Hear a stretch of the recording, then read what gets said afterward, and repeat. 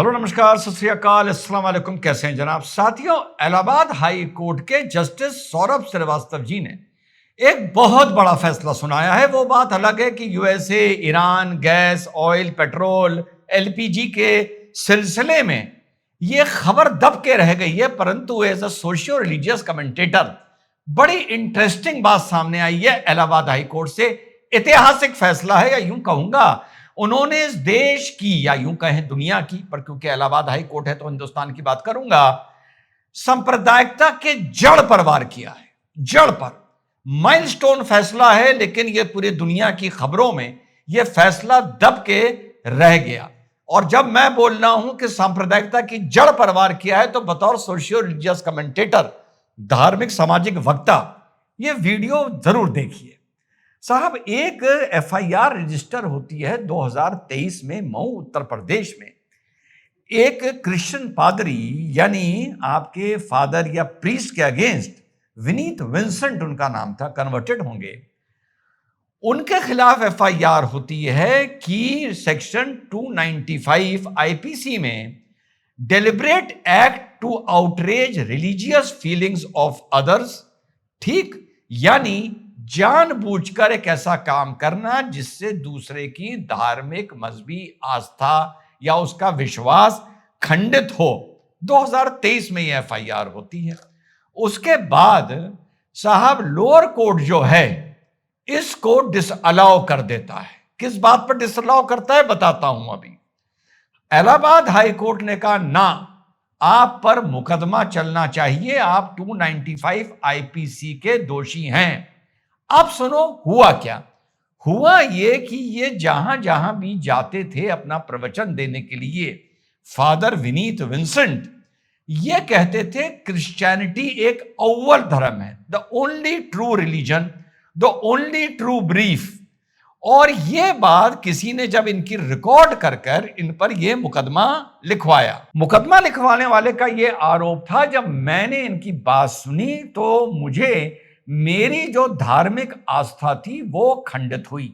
और ऐसे इनके बहुत से प्रोग्राम्स देखे गए, लेकिन पुलिस ने यह तो पाया कि कन्वर्जन कराने के कोई साक्ष्य नहीं मिले, लेकिन पुलिस ने इस पे चार्जशीट लगा दी थी, पर लोअर कोर्ट ने इस मुकदमे को चलाने से मना कर दिया साथियों। लेकिन जस्टिस सौरभ श्रीवास्तव जी ने कहा, नहीं, एक सेकुलर भारत में अगर आप ये बात बोलते हैं कि मेरी ही आस्था अव्वल है, मैं ही सही हूं, बाकी सब गलत रास्ते पर हैं या जहन्नम के रास्ते में हैं जहां दोजक में जलाए जाएंगे, ये उन्होंने नहीं कहा। मैं भावनाओं में बह के थोड़ा झूठ बोल देता हूं।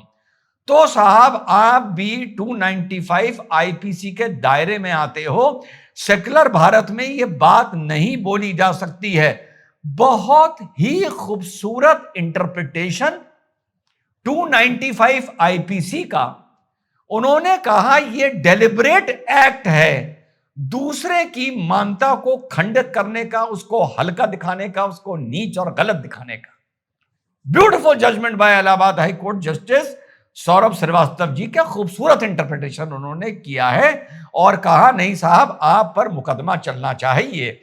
ये जो समस्या है ये देश में सांप्रदायिकता की और समाज में जड़ है, जड़। उसके बाद तुम पत्तों पे, फलों पे, टहनियों पे जितनी चर्चा करनी है करते रहो, लेकिन जड़ यहीं पर जाकर जुड़ती है जब कोई आस्था यह कहती है कि मैं ही सही हूं।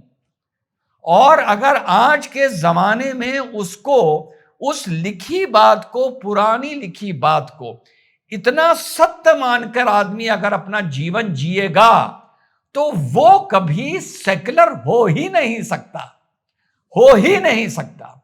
जस्टिस सौरभ श्रीवास्तव ने इस देश के पूरे सेकुलरिज्म पर इतना बड़ा प्रहार किया है, झूठे सेकुलरिज्म पर इतना बड़ा प्रहार किया है कि अगर तुम सेकुलर होते हो और कहते हो मैं सबका सम्मान करता हूं, पर मेरी आस्था, मेरा पूजा पद्धति, मेरा ऊपर वाले को याद करने का तरीका अलग, तुम्हारा अलग, वो है सेकुलरिज्म, पर मैं सम्मान तुम्हारा करता हूं, लेकिन साला वहां सम्मान हो ही नहीं सकता। अगर आप विनीत विंसेंट की बात करें, जहां पर कोई यह कहता है कि मैं ही सही हूं और यही सही रिलीजन है, तुम सब भटके हुए हो। अब इसी ऑर्डर को आगे बढ़ाते हुए तो बात आती है आजान की। अब जब आजान की बात आती है और मैं आजान को आपके लिए जब ट्रांसलेट करता हूं, तो अल्लाह अकबर अल्लाह अकबर अल्लाह अकबर अल्लाह अकबर 4 बार बोला जाता है। यानी आसान भाषा में God is great, God is great, God is great, God is great. अब यहां पर एक तर्क हो सकता है, क्योंकि ये अजान अरबी लैंग्वेज से आई, वहां पर उस ताकत को, उस ऑल माइटी को अल्लाह का नाम दिया गया। खैर, इसमें भी बहुत कंट्रोवर्सीज हैं अंदर घुस के कि अल्लाह शब्द कहां से आया, मैं उसमें जाना नहीं चाहता। तो साहब, अल्लाह का नाम है। अब चाहे आप अल्लाह को किसी नाम से बुलाओ, अब सवाल उठता है कि क्या इस भारत में या दुनिया में, या भारत की बात करूंगा, क्या मुसलमान वाकई इस बात को मानता है कि अरबी होने की वजह से ये अल्लाह शब्द है, और पर अल्लाह को किसी भी नाम से बुलाओ, बात एक है। ये है पहला सवाल। दूसरा अजान में आता है अशहदु अल्ला इलाहा इल्लल्लाह, अशहदु अल्ला इलाहा इल्लल्लाह, यानी वो जो ताकत है जिसको अरबी में अल्लाह बोला गया, वो एक है और उसके सिवाय कोई नहीं है। तो ठीक है साहब, ये भी तर्क के हिसाब से ठीक है। हम ये कह सकते हैं कि अल्लाह एक है, वो ताकत एक है, परमेश्वर एक है। किसी ने कोई अवतार का रूप माना, किसी ने कुछ माना, वो एक अलग मैटर ऑफ आर्गुमेंट है, उसको भी अलग कर दीजिए। तीसरी लाइन आती है कि अशहदु मोहम्मद रसूलुल्लाह, अशहदु मोहम्मद रसूलुल्लाह, यानी मैं जिस ताकत की और अल्लाह की, या जिस ताकत की बात कर रहा हूं, मोहम्मद सल्लल्लाहु अलैहि वसल्लम उसके मैसेंजर हैं, उसका पैगाम लाने वाले हैं। एक तो हो गया नबी, एक हो गया पैगंबर, यानी पैगाम लाने वाला।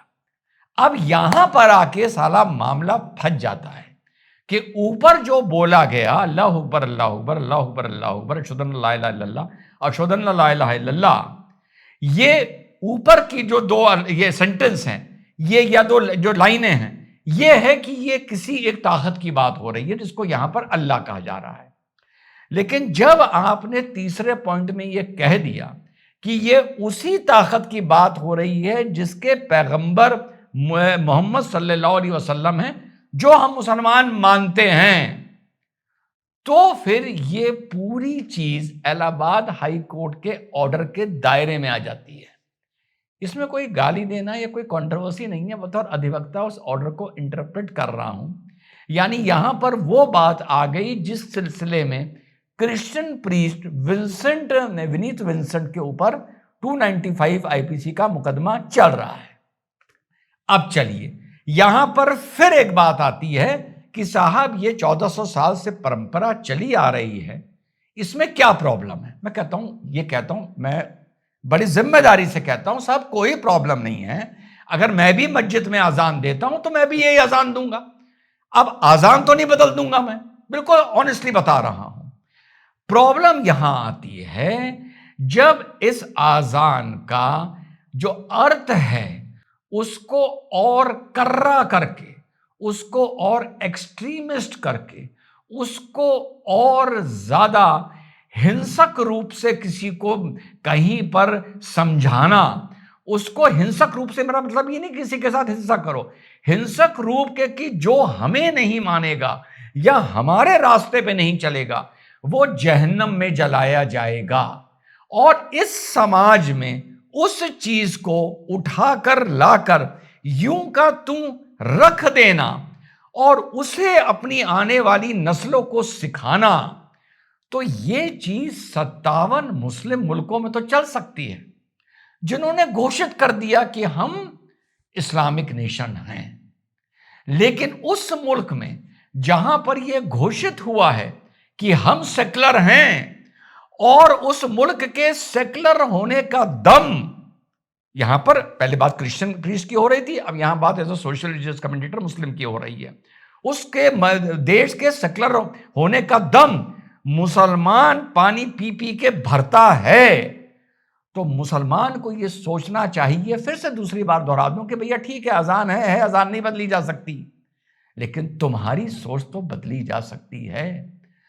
तुम कहीं मदरसे में, या तुम अपने बच्चों को, या तुम जो नई परवरिश कर रहे हो, क्या तुम उनको ऐसी चीज वाकई सिखा सकते हो जो सेक्युलरिज्म के लिए, इस देश के लिए, सच्चे सेक्युलरिज्म के लिए मजबूत हो? अगर तुमने यही अजान सिखाई, बिल्कुल सिखाओ, फिर कह रहा हूं बिल्कुल सिखाओ, लेकिन धरातल पर इसका मायने अलग करके समझाया, कंपैटिबल करके समझाया, दूसरे के सम्मान के पॉइंट ऑफ व्यू से समझाया, तब भी बहुत हद तक हालात सांप्रदायिक ठीक हो सकते हैं। लेकिन तुमने अगर यूं का क्यों समझा दिया और सख्त और कर्रा करके समझा दिया, तो तुम्हारी ये उम्मीद करना कि ये समाज सेकुलर भी हो सकता है, ये खुली खुली तौर पर बेईमानी है। इसलिए वो सब लोग जो मानते हैं हम ही विशेष हैं और बाकी गलत रास्ते पे है, जहन्नम के रास्ते पे है, हेल के रास्ते पे है, और अगर हिंदू भी कोई कहता है बाकी सब नरक के रास्ते में हैं, वो इंसान कभी भी जितना नाटक कर ले, जितना ड्रामा कर ले, जितना अलतकिया कर ले, कभी सेकुलर हो ही नहीं सकता।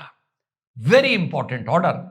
लेकिन जो भाग दौड़ दुनिया और देश में चल रही है ऑयल गैस पेट्रोल को लेकर, ये ऑर्डर अभी सुर्खियों में आया नहीं है, लेकिन इस ऑर्डर ने झूठे सेकुलरवाद के जड़ पर प्रहार किया है। जय हिंद, वंदे मातरम, खुदा हाफिज।